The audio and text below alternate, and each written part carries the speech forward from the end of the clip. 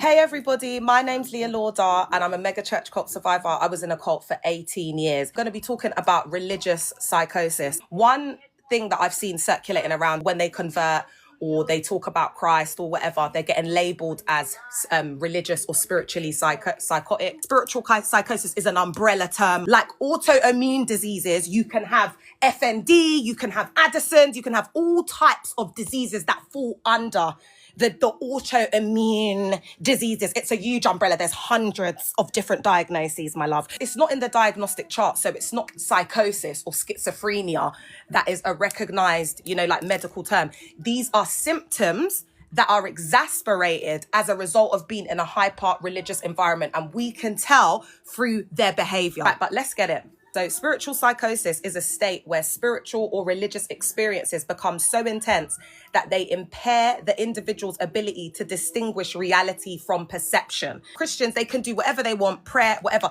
but it's when it becomes exasperated. It's when people are fasting for 2 weeks straight with absolutely nothing, and then they become so skinny and starting to hear voices. When it's excessive, it's when it's taken over your life to the point where your reality becomes distorted. It doesn't matter what you believe in. You could be believing in giraffes being saviors of the world. It often involves delusions, hallucinations, and emotional turmoil stemming from religious content. These hyper-religious environments, everything will be exasperated and it will be like a lot of pressure. So they'll be getting you to like pray 24 hours a day. They might have a system where they're in the setting Monday to Sunday. This exasperates it. This opens you up to hallucinations, delusions, hearing from God, whatever it is. But remember, especially in Pentecostalism, which is a new religious movement, it's not a church. What we see there is there's been so much weird stuff that's crept through, and they focus more on the prophetic, deliverance, devil, demon, this and that. It's witchcraft. So I'm saying to people, just stay away from Pentecostalism. How do you tell the difference between religious and spiritual psychosis and then people who are gifted, for example? That's why we've got prophets raping women. That's why we've got prophets essaying women. That's why we've got prophets thief and money. So again, because we know that majority of these spaces are just led by malignant narcissists, they're just selling people a dream. They're selling people invisible blessings. They're telling them anything and everything so that they can abuse them and take advantage of them. The danger in this is that they really encourage like prophecy and these like spiritual giftings and things like that that just aren't biblical. They just take it to another level. That's where we get like the so-called manifestations, but it's all demonic, like people shaking, because it's not manifestations, it's not the Holy Spirit, it's trauma responses. Because I'm not doing devil. I'm not saying, oh, devil is coming, demon is coming. I'm not uneducated. I'm gonna come and bring you neuroscience. I'm gonna come and bring you physics, quantum mechanics, physics. You lot can say that the devil, demon, you can say whatever you want about me, babe, but I'm educated. For lack of knowledge, our people perish. So I'm no longer perishing in them settings, because I've got the knowledge. Knowledge is different from being educated, You can have someone that's not been to school their whole life. They don't have education, but they have knowledge and wisdom. Education is different from knowledge and wisdom, chair, because education is also indoctrination. Clock that. So do you see where it's really dangerous? Because they're in spiritual psychosis, hallucinations, they're delirious, they're speaking to themselves. And same thing with a survivor, first love. He went into full-blown, not religious psychosis, schizophrenic episode, chair. Do you know it took them a whole day to contact the family because they were praying to deliver him? So do you see the danger?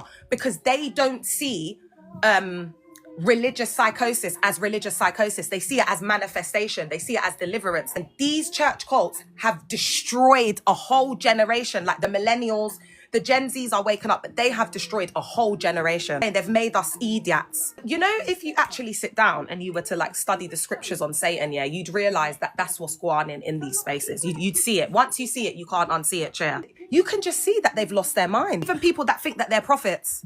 Remember, God said that many will rise up in my name and say, I know you, but he'll say he doesn't know them. Many false prophets will rise up in my name, chair. So what are the false prophets? They're spiritually psychotic. They're malignant narcissists. They're unwell. And majority of these church cults are run by malignant, money-grabbing, egotistical uncles. That's period, point blank. All of their spiritual daddies and whatever, they're all uncles. With that same uncle mindset, and their bottom bees and followers lapping it up, chair. All right, let's get it. So what are religious delusions and psychotic disorders? Exasperated beliefs. This is the hyper-religious environment. Examples include thinking one is Christ, reborn, or hearing divine commands. People that are saying that they're hearing from God, how do we evidence it? What's happened is we've had an infiltration of mentally unwell men who are actors, because people are craving the miracles. They're craving someone to lead them. Because with Pentecostalism and just the whole movement, research indicates that 20 to 66% of delusions in schizophrenia spectrum cases involved religious themes. You know, they could be Hindu, they could be atheist, whatever. As soon as they get, as soon as they go into a schizophrenic episode, they start to think they're God. That there's some sort of religious element that comes into it. It's more likely that people will have religious delusions if they're in these settings where they're getting indoctrinated, they don't have insight. Remember I spoke about the brain, the amygdala brain, like getting shut off so you can't perceive like danger. So your ability to be able to see, oh, this guy's a crook, there's something not right. Do you understand what I'm saying? Is going to be shut down. Let's bring neurodivergence into it. Let's bring people with mental health. Do you know what I mean? Where their awareness, but neurodivergent people are usually more self-aware.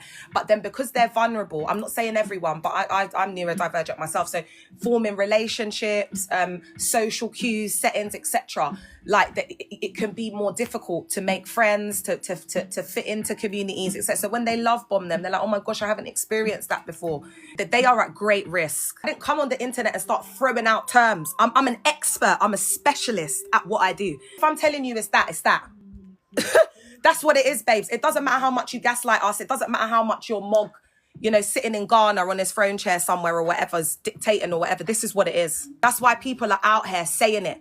Because I'm not just coming and just talking like your pastor, like saying that, you know, that Christ is going to fall out of the sky onto your lap tomorrow. I'm not doing that. I'm not giving you false prophecies. I'm giving you facts, factual information. So mystical psychosis and de-automization. So they introduce new experiences through this de-automization and through mystical psychosis. So people are getting new experiences, and so their brain is processing it like, oh, I'm getting new experiences, but it's mystical manipulation. So someone could have come from gangs, come from whatever, then they come into this new experience. Now they're holy, now they're making like friends that are not on the road. According to Arthur Dykman, some psychotic experiences closely mirror mystical or transcendental states. That's why it's so hard to even like decipher between spiritual psychosis and then people having, you know, like mystical experiences or, you know, experiences with God. And this is the problem, because it's gone like,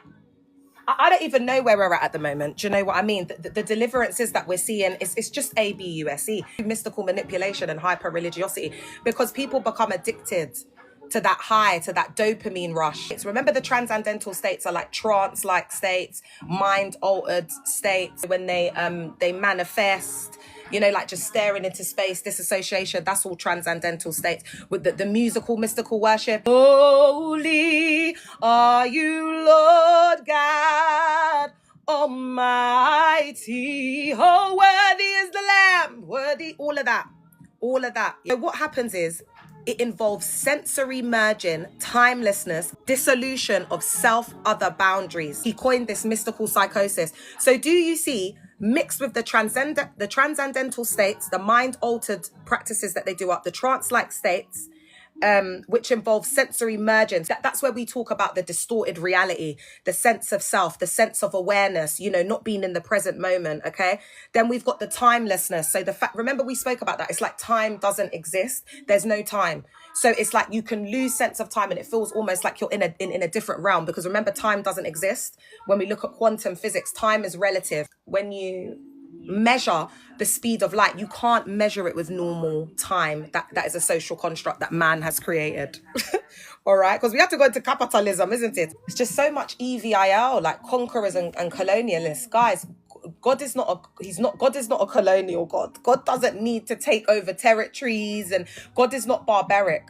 God doesn't need us. This is all malignant narcissists that are obsessed with power, world domination, accolades, supply, that they want these big, it's not about God. It's all about them. And that's why the people just go, they just lose it.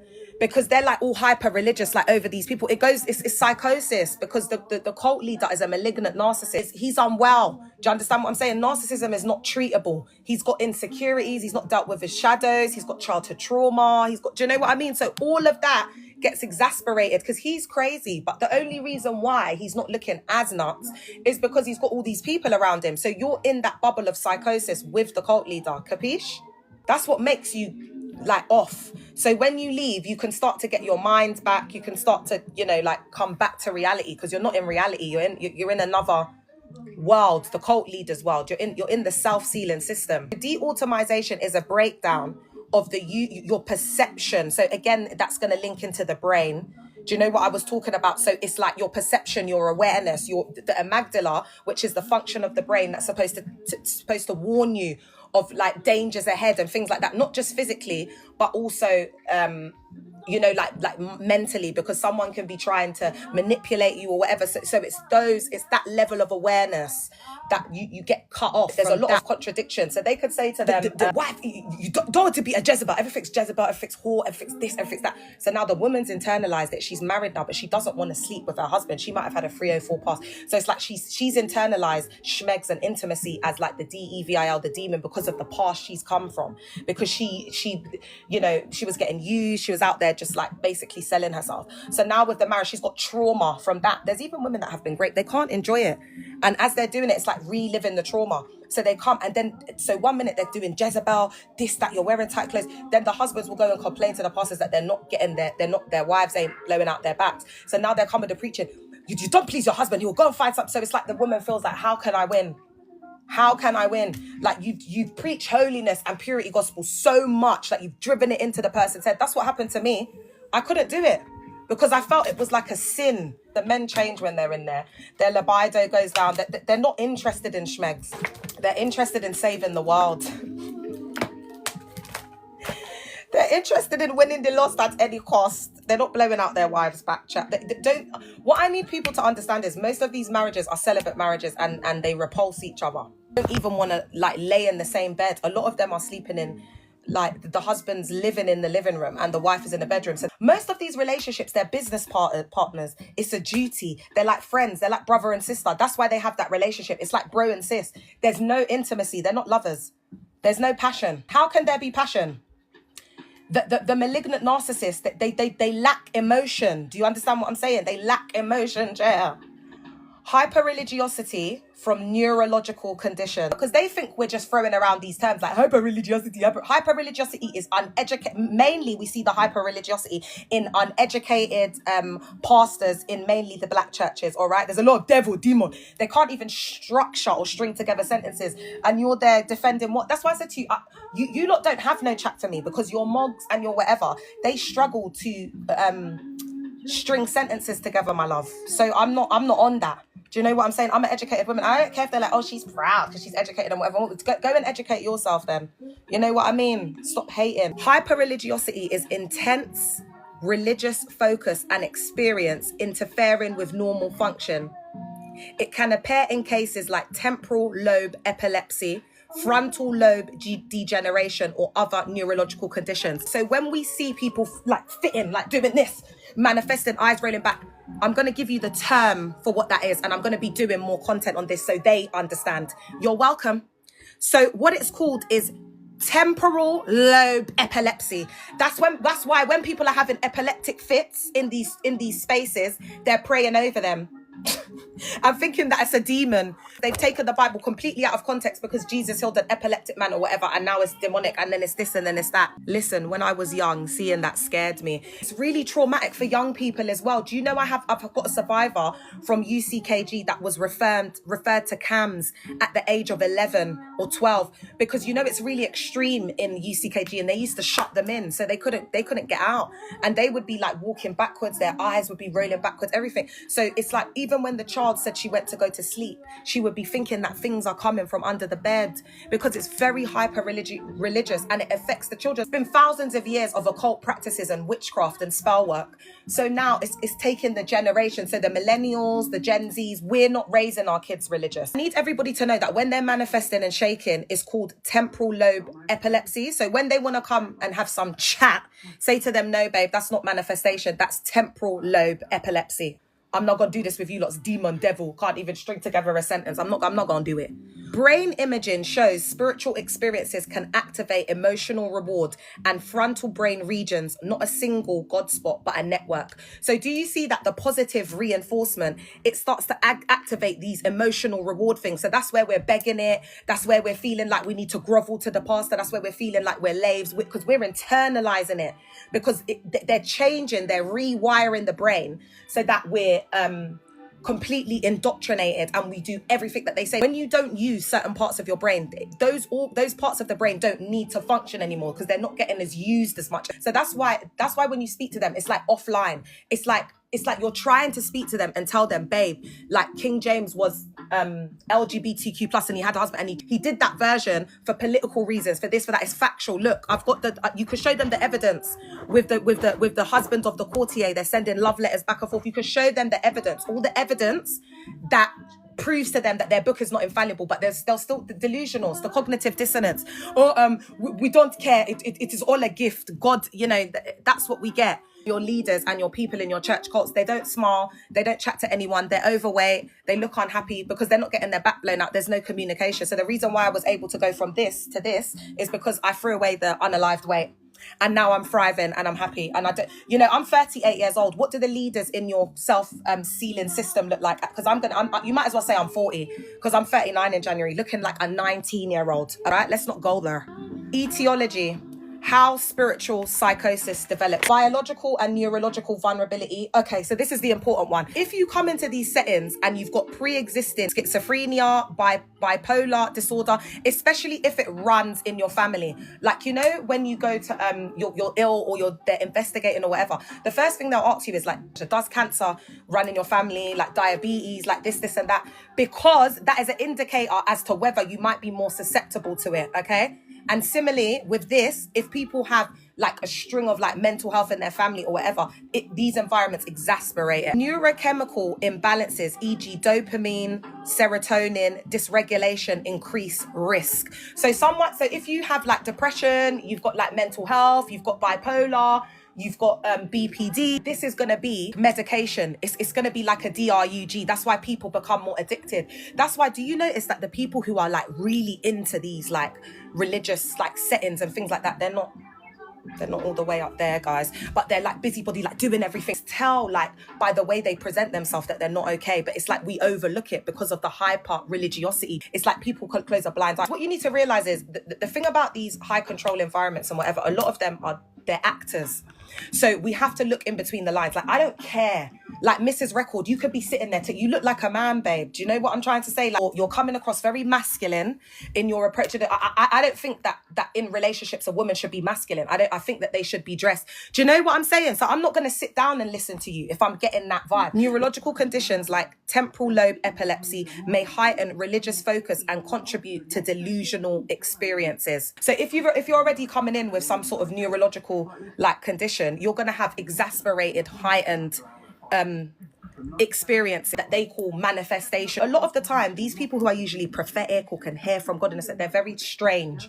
Like a lot of the street preachers that go out, they just lock themselves away. It's just hyper religiosity. So that's why when they get out there, you can see it. They're not well. You know what it is? Because they demonize mental health. They can't see it.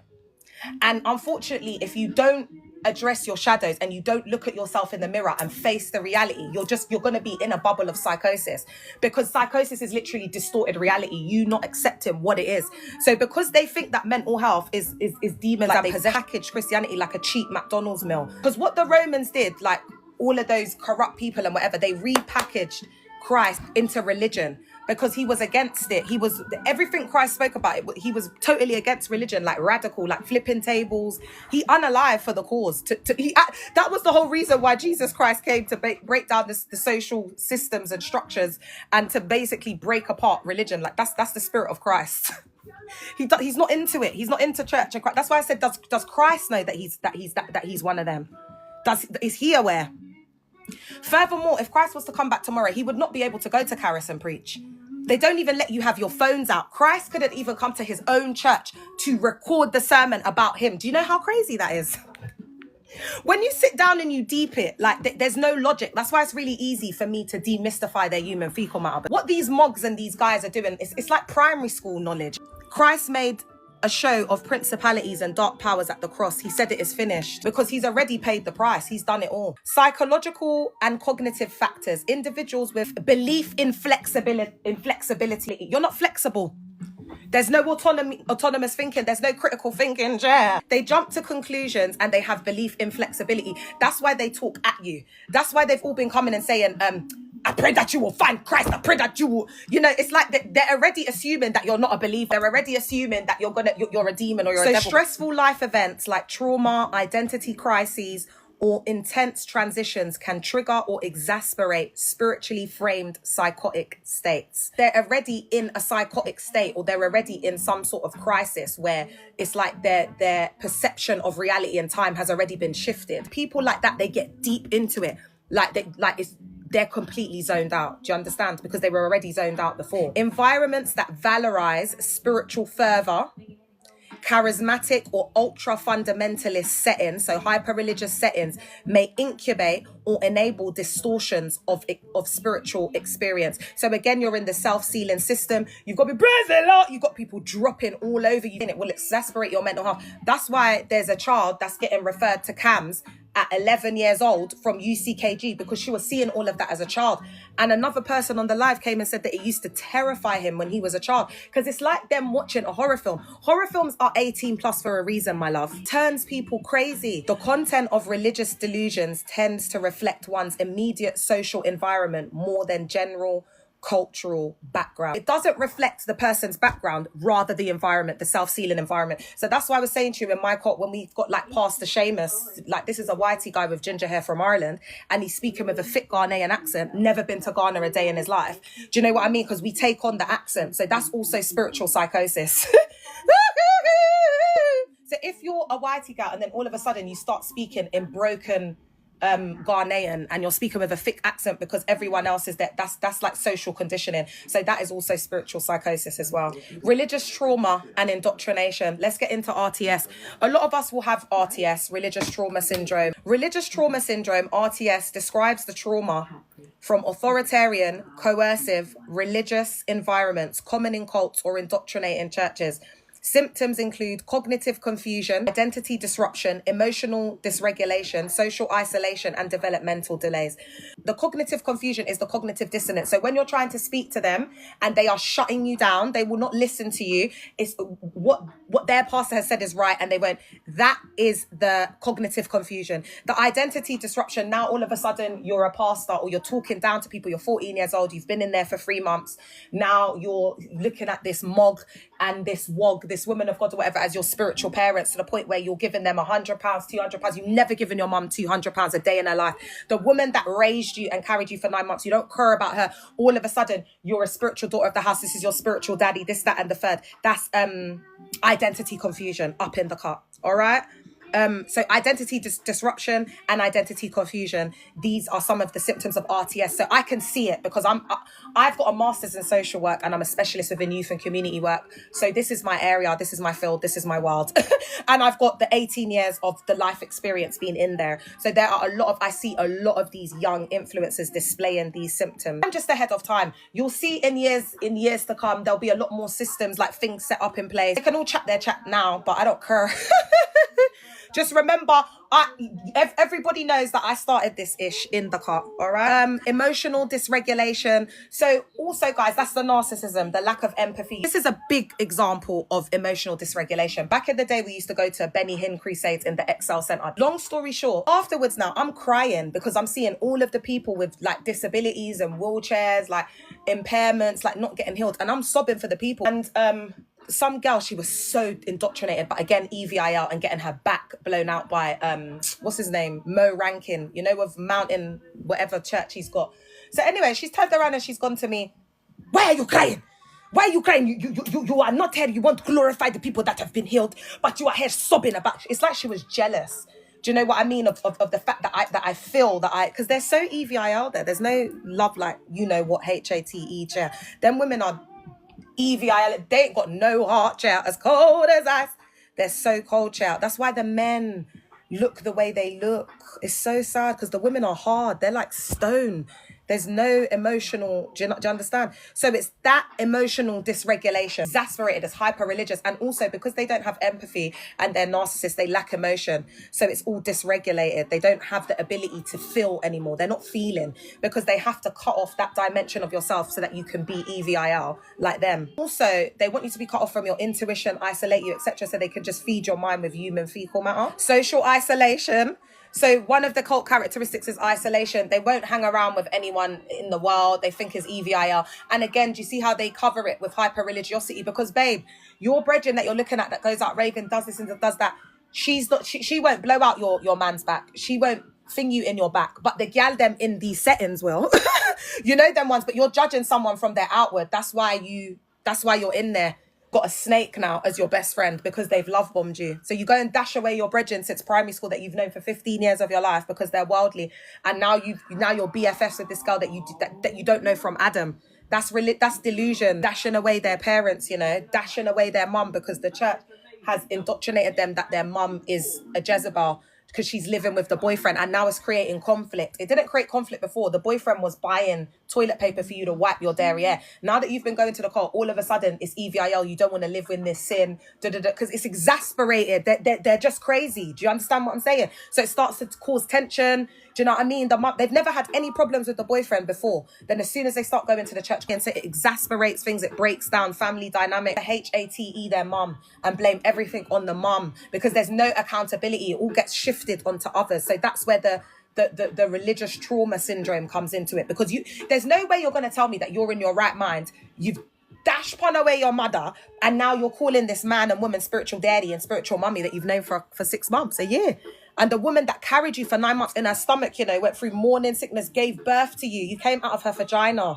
But here you are worshipping the thing. You've never given your mum nothing over 2 bills, but you're giving this cult £500. It's crazy. These times your mum's paying the bills. She's paid for she's gone without to put shoes on your foot bottom to go to school. What? These impacts are compounded when individuals try to leave, making them vulnerable to intense spiritual crises or psychotic-like breakdowns. I had a nervous breakdown. I lost my mind. So signs and symptoms to look out for: cognitive and perceptual features, delusions with religious themes. So that's the cognitive dissonance, guys, the dissociation, the offline looks, you know, lights are on, but no one's home. This is how they look. This is the look of a severely indoctrinated person. This is how they'll look in the services. Instead of you going to these things and getting wrapped up by the illusions and the magic show that they put on, what you should rather do is be like in the present, because everything in there is trance-like states, mystical manipulation. You can imagine a girl that's just lost her mum, and then she comes in and I'm singing, your love, oh Lord, it reaches to the heavens. Your faithfulness, oh God, your faithfulness, it reaches to the sky. You are my strength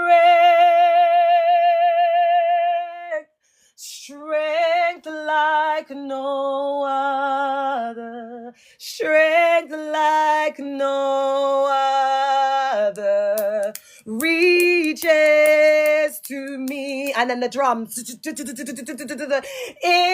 the fullness of your grace, by the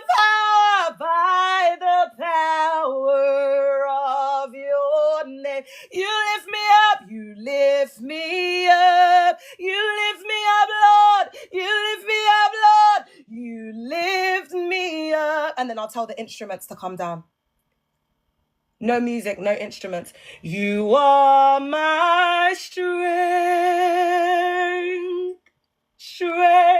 like no other. You know, it's all of that. So you come in, your mum's just unalived 8 months ago or 3 months ago or 8 days ago. And now you come in and I'm singing this song. I'm pulling on your emotional heartstring. I'm singing from my passion, my love for God, everything I've been through. That resonates with you. Not the Holy Spirit, not God, it's my pain. It's what I've been through. We're connecting on a vibrational level, nothing to do with the Holy Spirit. I'm sick of it. So that's how they do it, musical, mystical manipulation. And they teach us how to manipulate y'all through song. So signs and symptoms to look out for: cognitive and perceptual features, illusions with religious themes, believing one is a reincarnation, savior, or under divine command. So one thing that they believe, especially the cult leaders, is that like God's given them some special grace, some special knowledge, and they're on this mission now to educate everyone else and make everyone else like them. It's psychotic. Hallucinations, auditory or visual, religious or spiritual phenomenon. The cult leaders, the false prophets speaking human fecal matter, whatever. It's hallucinations and auditory or visual, religious or spiritual psychosis. So disorganized thinking, racing or tangential speech laden with spiritual jargon. So this is when they're speaking like this and you can see, like, I think I'm going to use that guy Reality, you know, his content, because he literally speaks like this. This is him. Do you not know that guy Reality, the one that's always on here talking about he was in prison 3 times and whatever? The guy's gone. You know, my brother, yeah, my brother's been in and out of prison since he was 16 years old. This is why I'm saying it's got nothing to do with the church, nothing to do with whatever. My brother said to me, especially when I left my ex-husband, he said, Leah, don't go for guys that have been in prison. He said, once you go in jail, he's like, your mind's never the same. It F's you up, like you're mentally gone. Like my brother's told me that's what it is. So when they come and they're like giving their stripes, and because it's like stripes they're trying to do, everyone's like, woo! You know, in the faith, because they're all a bag of nerds. They don't really know nothing about nothing. Do you understand what I'm saying? But me looking at it from a specialist lens and from living that life, I'm like, rah, this guy's completely gone. Because going from like all of those in and out of jails, the dysfunctional upbringing, to going straight into a cult, that's why they're like that. It's so exasperated. They're speaking fast. They can't speak normally because they're in religious psychosis. Don't you get it? It's disorganized thinking, racing or tangential speech. So they're on a tangent. Even when they're preaching, and the Lord will save you, and he will come, and he will come, and he will go, oh, yes, the Lord is there. That's what Ollie's like, you know, that Ollie one. And the Lord is there, yes, the Lord will save. And that's what the disorganized thinking is. And the outcome is this behavior in the way that they present themselves. It's all over the place. It's psychotic. That's what it is. They're all over the place. Affective and emotional symptoms. So this includes intense mood states, euphoria, terror, paranoia, or despair framed around spiritual significance. Ever I saw a group of people in a manic, spiritually psychotic state, it would be in these settings. I've never seen anything like it. I was crazy myself. It's like a MAD house. That's what it is. It just houses people with mental health, guys. I'll be real. Because I had lost my damn mind. It's only when I came out, I've had to put in the work. Like I've had to go to the GPs. I've had to not give up. I've had to get meds. I've had to I've had to do all of these things to prioritize and put myself first and get better. So I can get myself out of this delusional state that I was in. There will be a strangeness from these people that attend these settings, okay? They're not like normal people. They're very good at deception. So a lot of them will deceive, especially with the discourse that's going on at the moment with like exposing them, and they're trying to change it up. They know that people are DUMB, guys. Behavior and ritualistic patterns, obsessive ritual behaviors. So remember, in these church cults, they have spiritual practices, okay? So this is like the corporate prayers, the speaking in tongues, whatever it is that they're doing up. Behavioral and ritualistic patterns. So this is obsessive ritual behaviors, okay? Prolonged fasting. So that's why we're saying there's a difference between doing like a fast for a week and, you know, you break it at 6 but there are hyper religious environments where they will be fasting, like in my cult. They got the young people to fast for like, I think it was like a month or 2 months, nothing. The parents started coming and complaining. There's a survivor that has iron deficiency and other stuff wrong with her because she was like a size 18 and went from a size 18 to like a size 10 in the space of a month.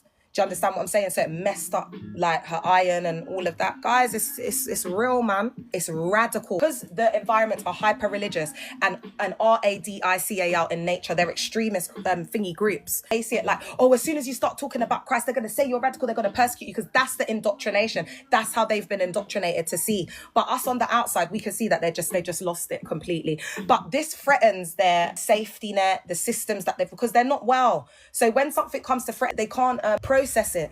It's the thought blockers that they've put in there because they're in cognitive dissonant state. They start to shut down. They don't want to hear anything that comes against their cult because of the programming. It's like those thought blockers start to click in their brain, and then they just start to shut you down. That's why they shut you down. That's why they're defensive. That's why they won't listen to you. Do you understand? That's why I don't waste my time talking to them, because it just doesn't make any sense. I can't get back that 5 minutes or that hour or that half an hour that I spent speaking to a severely indoctrinated person. It just doesn't make any sense. That's why they're all in there it's like a psychiatric unit. People running around, screaming, shaking, throwing themselves all over the place. You can't understand what the heck the mog's saying. He's speaking in so fast with jargon. The obsessive ritual behaviors, the prolonged fasting, purification, compulsive praying to the point of health harm. Remember I told you from the fasting that they did, and that was in Apache, that was under Reverend Gino. Isolation, cutting off relationships, and abandoning routine obligations due to spiritual immersion. All right, so your child could have their first Christmas nativity, parents' evenings. Reverend Gino and LP Lois, they were sending a girl to go to their kids' parents' evenings, to go to their kids' meetings, all of that, because they're immersed in hyper religiosity. So do you see that the kids are getting neglected, their emotional needs, their physical needs, everything, because the cult come first?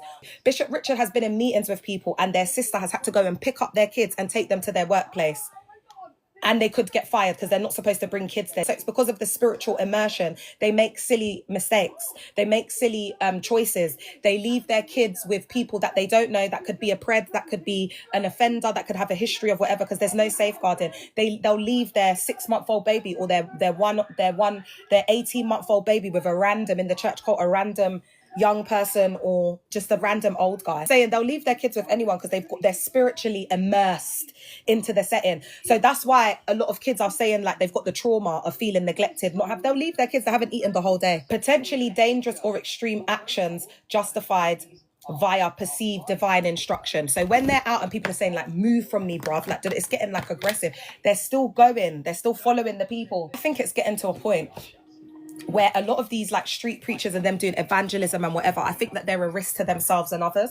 And I think unfortunately some people do it the right way and they get to, but I think there needs to be more policing around it, more control. I don't think that these wacky people should be able to be on the street doing this when what is it going to take for someone to do up something, for them to be like, oh, okay, we need to put measures? That's what it's going to take. And it will be unfortunate, but that's the way I see it going, because they can't see the danger to themselves. They're in like, they have a savior complex, grandiose ideologies of self. It's a drug that they're getting fed. It's the thrill of going out and, something could happen, something could not. And that's what they live for. It's not for Christ. It's for the street evangelism. I think they can say jump. The person will say how high, because they're so indoctrinated. So there's a danger with that under the spiritual psychosis umbrella. Cult-specific dynamics, rigid obedience to authority. It's this rigidity to obedience, authority, disconnection from reality, affirmed by the group's narrative, because they're in the self-sealing system chair. Followers often reject external logic or harm evidence. So that's the cognitive dissonance. Remember with V to V, he had essayed quite a few women in the church court. He got sentenced to 7 years and had to ride that time chair. The women were outside the court crying and praying.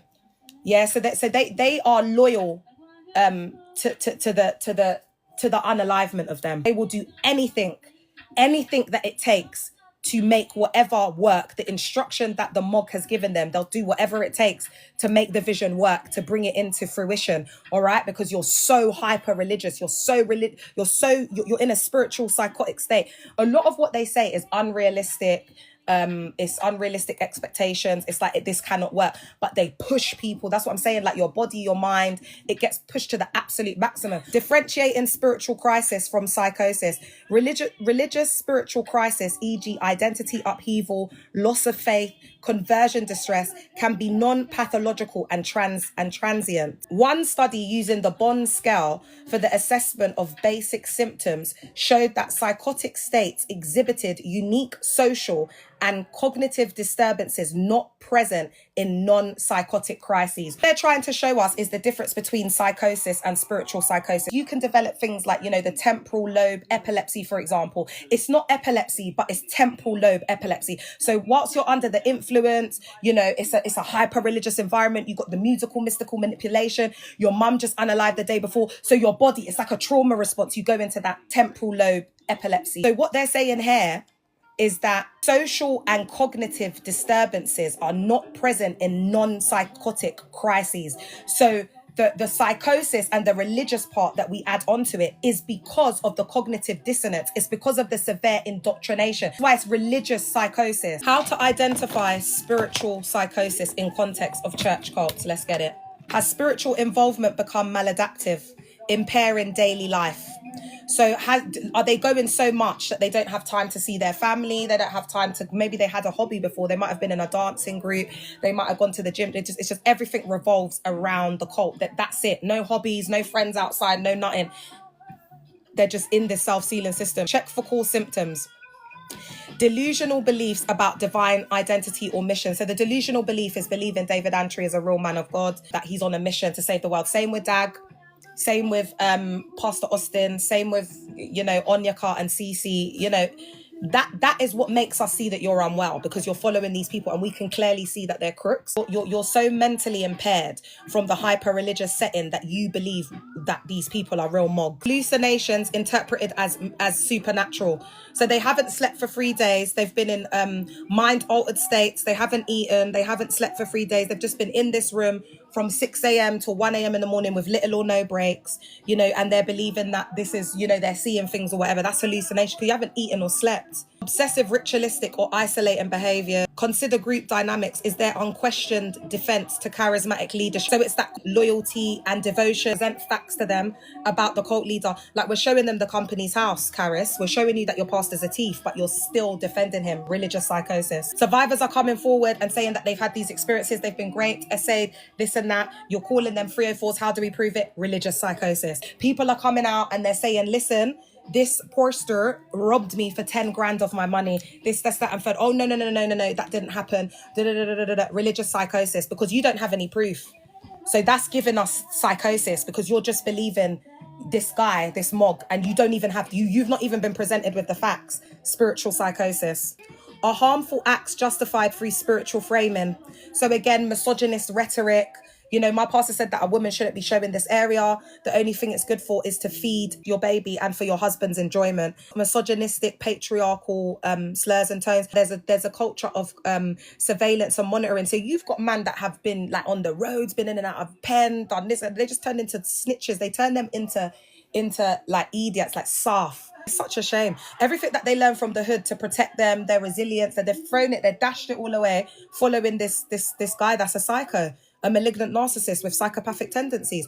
But someone like that would get, groomed and whatever, because they were groomed in the hood. They had an older, they were mentally unstable. Do you know what I mean? That's why they're in and out of jail. The guys that end up in and out, they're not stable. I can see that reality guy, he's not all there. Everybody wants to be going follow fashion and following all of these people that are coming out and saying that they've had this epiphany. Now they believe in Christ and they're on here just, it's an MESS really.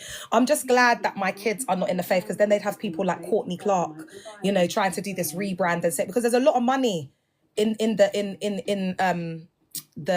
group. There's a lot of money to be made here, and people are so naive. They're so naive and easily influenced and gullible. They'll lap up absolutely anything. Yeah? Oh, thank you, DM. Oh, DM, I was feeling so tired and like, what's the point of doing this? And you just said that. Oh my God, I don't even want to cry.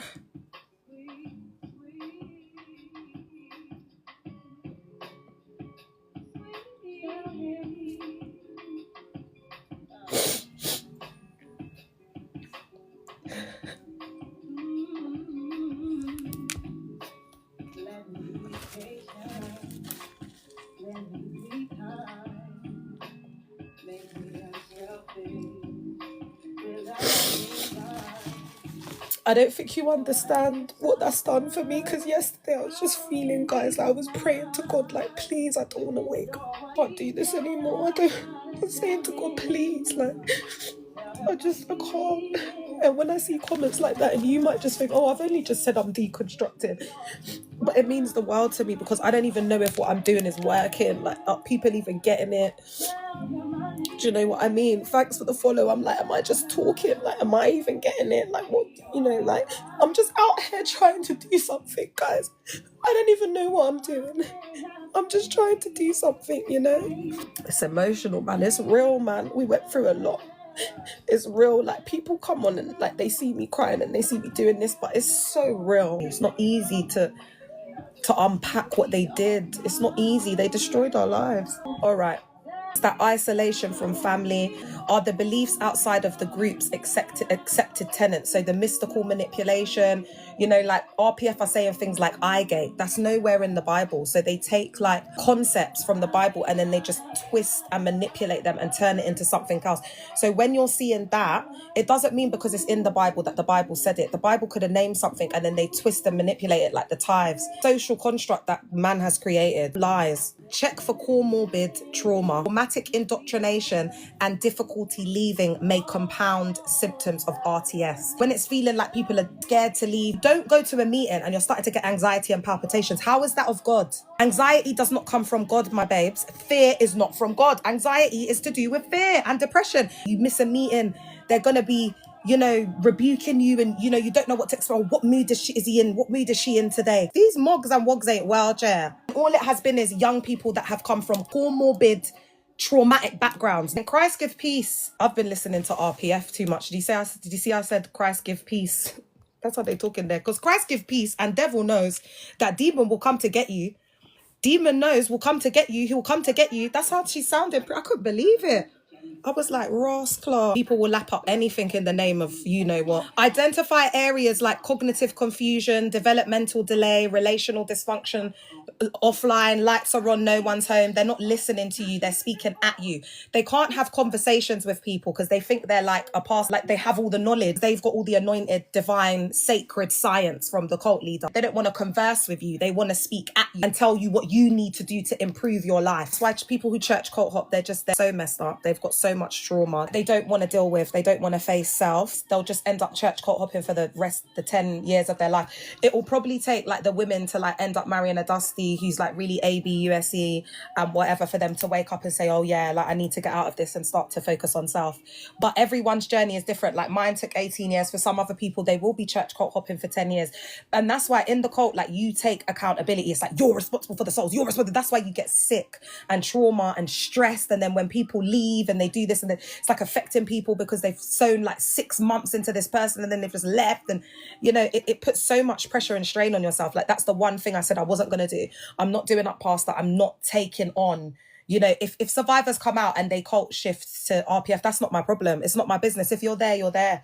Do you know what I mean? I can't take that on because then I'm going to be taking on trauma and getting myself depressed and upset because I'm an empath. So I had to kind of go through that process of like disconnecting so that I could protect my mental health and my peace. So really focusing on mind, body and soul is important, okay? Because like how they don't give a F, so do I. I care. Do you know, they've met their match. They've met their match because it's all smoke and mirrors. It's all a facade. It's all, they're all wearing a mask. So I come in to shine a light on the wickedness because it doesn't matter how much they try to do it. God will reveal it to me and I'll expose you. People are claiming that they're these people, going every Sunday, they've church cult hopped from the cult, claiming that they're holier than thou. They won't even speak out to help others.